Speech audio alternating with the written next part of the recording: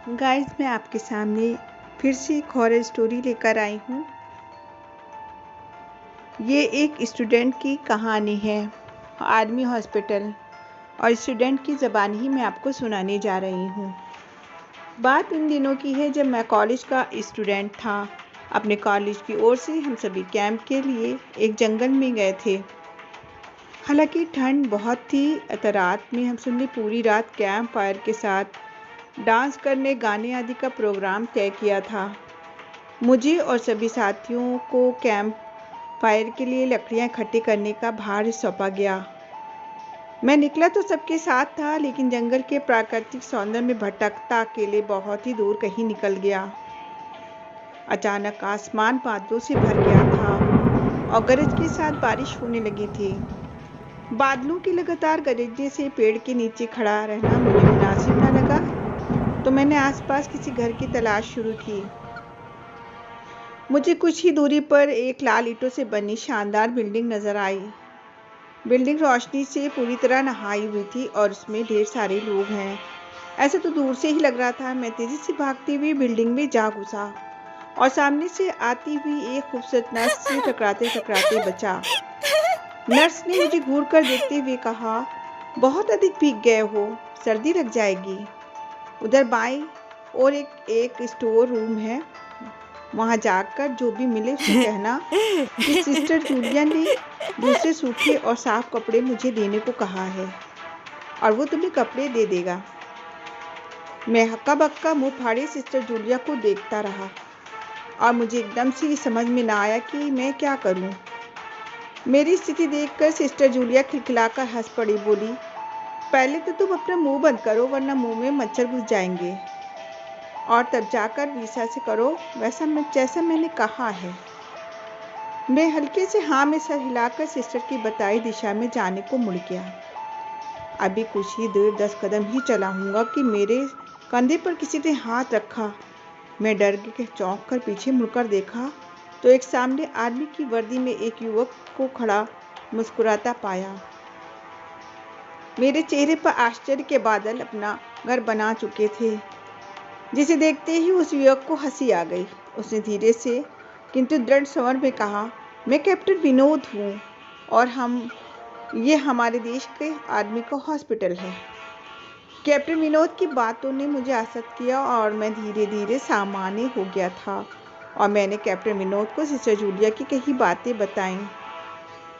सुनकर कैप्टन विनोद के चेहरे पर रहस्यमयी मुस्कान फैल गई और वो बोले, तो तुम सिस्टर जूलिया से भी मिल चुके हो?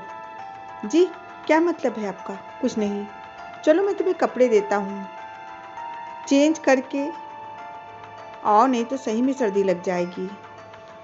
और मैं कैप्टन विनोद के पीछे पीछे एक बड़े से कमरे में पहुंच गया। कमरे के चारों ओर हरे रंग के पर्दे लगे हुए थे। एक बड़ा सा बेड पड़ा हुआ था और उसके सामने एक सोफा था। बीच में एक टेबल था जिस पर 2 गिलास, एक बड़ी बोतल ब्रांडी की और 1-2 बुक्स रखी हुई थी। कमरे के एक कोने में बड़ी सी अलमारी थी जिसमें कैप्टन विनोद ने एक आसमानी रंग का कुर्ता पायजामा निकाल कर मुझे दिया और कमरे से लगे बाथरूम की ओर इशारा किया। मैं बाथरूम से कपड़े चेंज कर जैसे ही निकलने लगा, मेरी नज़र बाथरूम की एक दीवार पर पड़ी। वो खून की छींटों से भरी हुई थी। देखकर मैं बिल्कुल घबरा गया और मैं जल्दी से बाहर निकलने की मुद्रा में बाथरूम पर लगे आईने में खुद को देखता हूँ तो मैं चौंक गया। आईने में मेरा पूरा शरीर तो नजर आ रहा था, लेकिन मेरे शरीर पर से मेरा सर गायब था। अब मुझे बहुत डरने लगने लगा और मैं हड़बड़ा कर बाथरूम से निकल गया। मुझे इस तरह बाहर निकलते देखकर कैप्टन विनोद ने हंसकर पूछा, क्या हुआ? अरे हाँ, तुमने तो अब तक मुझे अपना नाम बताया ही नहीं। कहाँ जाओगी? बाहर बहुत तेज बारिश हो रही है। लेकिन तुम जाना क्यों चाहते हो अचानक? में समझ में नहीं आ रहा है। कैप्टन विनोद, आपकी बाथरूम की एक दीवार पूरी तरह खून से छींटे हुए भरी हुई है और बाथरूम के आईने में जो लगा है वो बहुत ही अजीब है। उसने मुझे मेरे पूरे शरीर तो दिखाई दे रहा है, लेकिन मेरा सर गायब है। अब मैं यहाँ बिल्कुल नहीं रुकूंगा, मुझे प्लीज जाने दे। बारिश में भीगता हुआ अपने कैंप तक तो पहुंच जाऊंगा। कहते हुए मैं कमरे से बाहर जाने के दरवाजे की ओर बढ़ा। नहीं, रुको। तभी कैप्टन विनोद की कड़कती आवाज़ गूंजी, तो तुमने सब कुछ देख ही लिया है? जी, क्या मतलब है आपका? मेरी आवाज़ में डर सा भर गया था। मतलब चाहे जो भी हो, तुम तब तक यहाँ से नहीं जा सकते जब तक मैं तुम्हें सब कुछ बता ना दूँ। क्या क्या क्या बताना चाहते हैं आप? जो आज तक कोई ना जान सका। जो आज तक कोई ना जान सका वो जानकर क्या करूँगा? प्लीज़ आप मुझे जाने दें।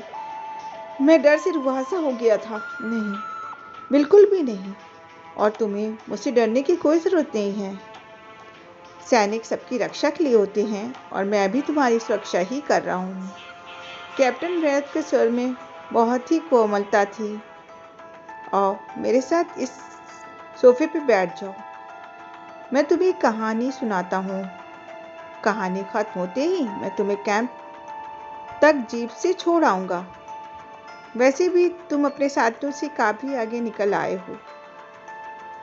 वहाँ तुम अब चलते हुए शायद पहुँच ना पाओ। कैप्टन विनोद के स्वर में जाने कैसी आश्वस्ति थी कि मैं जाकर उनके बगल में बैठ गया था। कैप्टन विनोद ने कहना शुरू किया, दुश्मनों ने धोखे से हमारे अस्पताल को अपना निशाना बनाया। दुश्मन देश के 2 सैनिक हमारे सैनिक के वेश में एक हमारे ही घायल सैनिक को लेकर आए। वो घायल था। हमारे देश की सेना ने उसे बहुत ढूंढा लेकिन ना मिला था। शायद साजिश के तहत उसे घायल होते ही घुसपैठियों ने कहीं छुपा दिया था। अचानक अपने खोए सैनिक को अपने हॉस्पिटल में पाकर सभी बहुत खुश हो गए और बिना ही अधिक पड़ताल किए हॉस्पिटल के गेस्ट रूम में घायल को लेकर आए। आने वाले वेशधारियों को ठहरने की इजाज़त भी दे दी गई। अभी उस सैनिक का इलाज चल ही रहा था कि जोरों का ब्लास्ट हुआ और पूरा हॉस्पिटल एक पल में खंडर में तब्दील हो गया था। लेकिन हॉस्पिटल ने तो अपनी शानदार स्थिति में खड़ा है। मेरी बातों को अनसुना करके कैप्टन विनोद ने अपनी बात जारी रखी। कोई नहीं बचा इस ब्लास्ट में।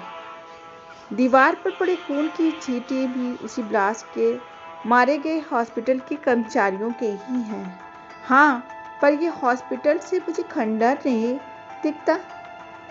जवाब में कैप्टन विनोद के चेहरे पर रहस्य भरी मुस्कान फैल गई और उनका चेहरा अजीब के भावों से भर गया।